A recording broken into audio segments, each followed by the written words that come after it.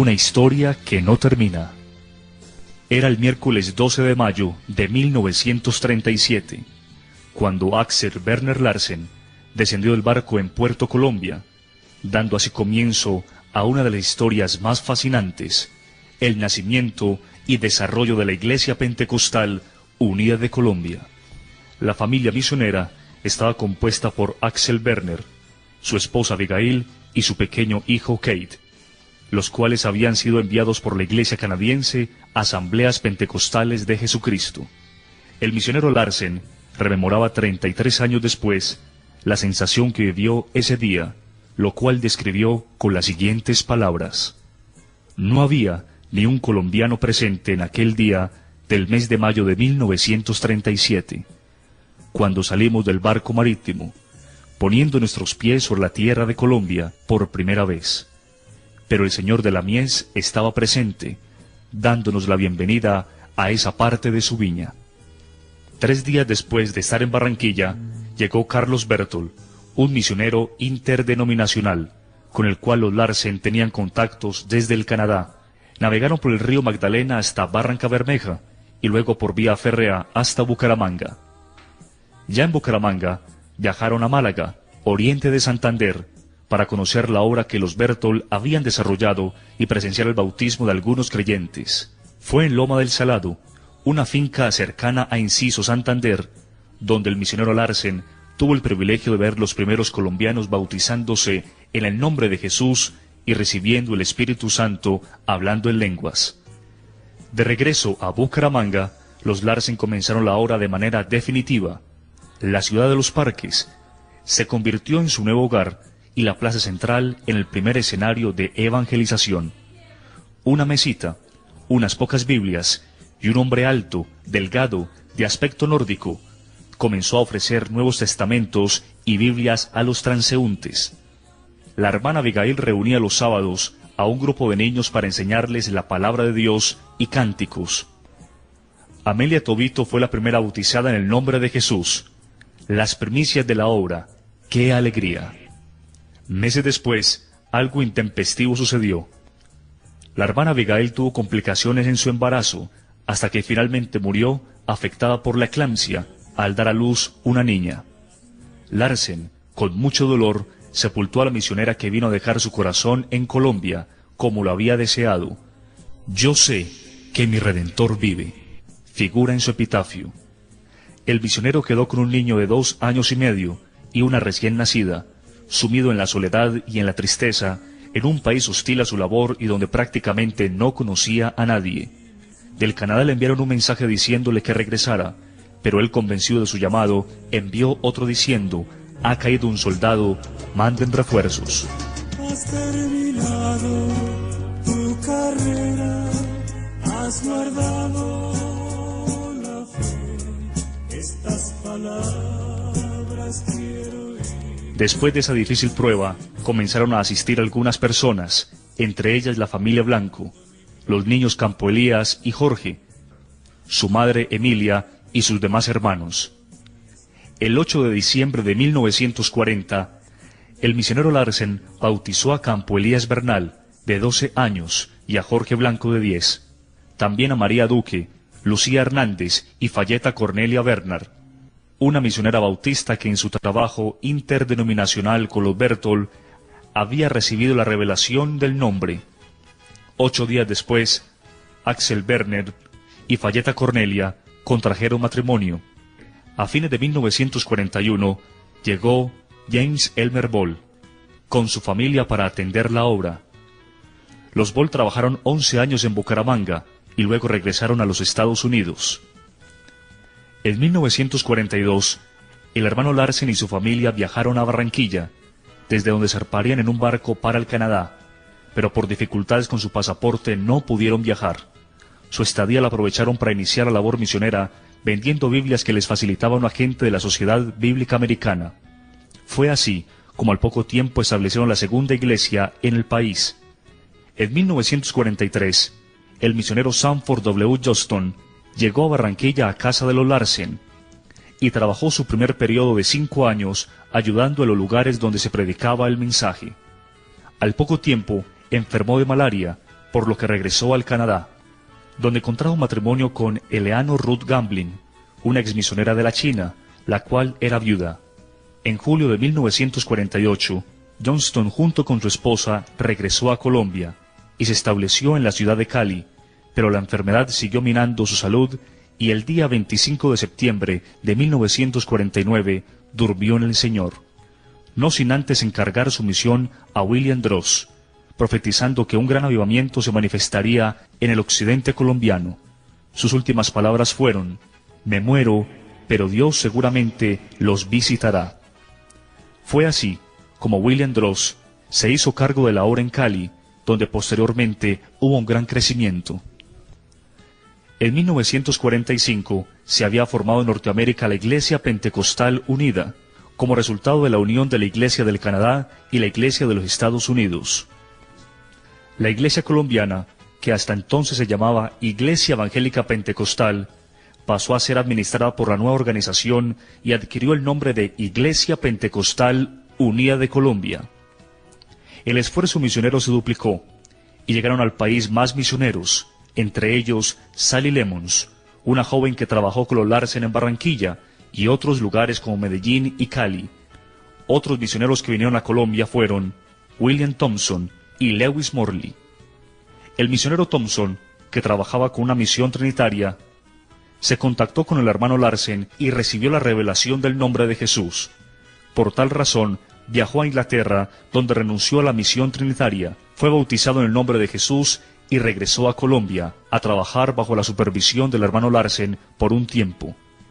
Después fue enviado a Bucaramanga para recibir la iglesia que entregaba el hermano Ball, el cual regresaba a su tierra. Thompson también realizó una gran labor en Bogotá y en los Llanos Orientales. Lewis Morley vino a trabajar inicialmente como misionero a Venezuela en el año de 1957. Luego vino a Colombia a colaborar con el hermano Larsen y conoció a la señorita Sally Lemons.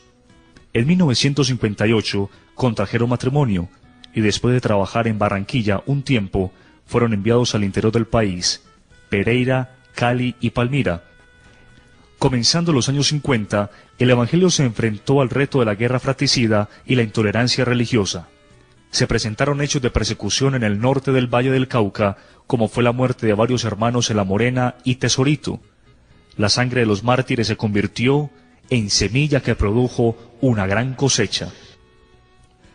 La persecución produjo un efecto aleccionador, pues los creyentes que se desplazaban de un lugar a otro, por razón de trabajo, persecución u otros, llegaban a nuevos lugares sembrando la semilla del Evangelio. La obra se consolidó en las ciudades más importantes, estableciéndose cada una de ellas como eje de expansión del Evangelio a ciudades intermedias, pequeñas y zonas rurales. Estas ciudades, en orden cronológico, en cuanto al establecimiento de la obra fueron: Bucaramanga, 1937, Barranquilla, 1942, Cali, 1948, Medellín, 1950, Bogotá, 1954. La iglesia al principio estaba distribuida en regiones. Estas se establecieron casi naturalmente y bajo el criterio de los misioneros, quienes además conformaban el concilio misionero. El misionero Larsen, desde Barranquilla, supervisaba la región norte, comprendida desde Antioquia hasta La Guajira. El hermano Droz y luego el hermano Morley, desde Cali, supervisaban la región occidental, que comprendía desde el Valle del Cauca hasta Nariño, pasando por el Viejo Caldas y el Tolima Grande. Y el hermano Thompson, desde Bogotá, supervisaba la región oriental, Cundinamarca, Boyacá, los Santanderes y los Llanos. La formación de los primeros pastores no fue un proceso programado por parte de los misioneros. Ello pudo obedecer a circunstancias propias de la época, como el hecho de que los mismos misioneros no contaban con una formación académica ideal y lo que hacían era guiado por el Espíritu de Dios. Por eso la instrucción se dio en la medida de las circunstancias de la época, se aprendía en el ejercicio del ministerio o de los mismos errores o mirando lo que otros hacían. También se daba el caso de que los pastores más cercanos a determinado misionero aprendían a vivir su mismo estilo de vida, manejaban sus mismos conceptos y hasta predicaban usando sus mismos modales. Algunos asimilaron la sobriedad de Larsen, unos la rigidez de Morley y Thompson, y otros la espontaneidad de Droz.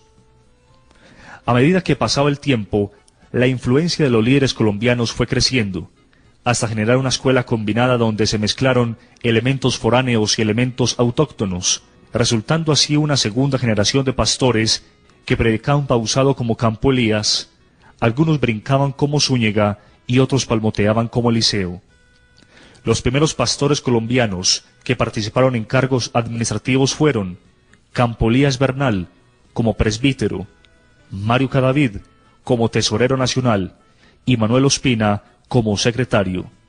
Hubo otros líderes de la época: Moisés Izahar, Cristóbal Ospino, Noel Ospina, Eduardo García, Saúl Ramírez, Sergio Forero, Jesús Cardoso, Alfredo Montenegro, Arturo Estrada y Juan Rodríguez, entre otros. En 1967, y por disposición de la iglesia de quien dependían los misioneros, la Iglesia Pentecostal Unida de Colombia obtuvo su autonomía administrativa, la cual fue entre sus causas el resultado de la separación de las dos iglesias de Norteamérica. Dentro de la propuesta de autonomía traída por los dirigentes de la Iglesia Pentecostal Unida Internacional, con sede en San Luis, Missouri, Estados Unidos, se acordó que los nuevos directivos deberían ser colombianos y los misioneros quedarían como consejeros, pero no tendrían incidencia de la administración de la obra nacional.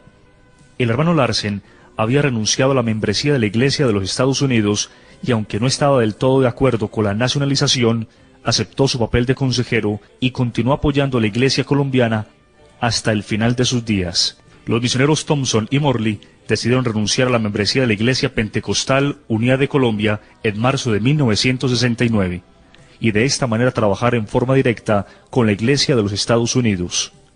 Surgió entonces en Colombia otra organización llamada Iglesia Pentecostés Unida Internacional.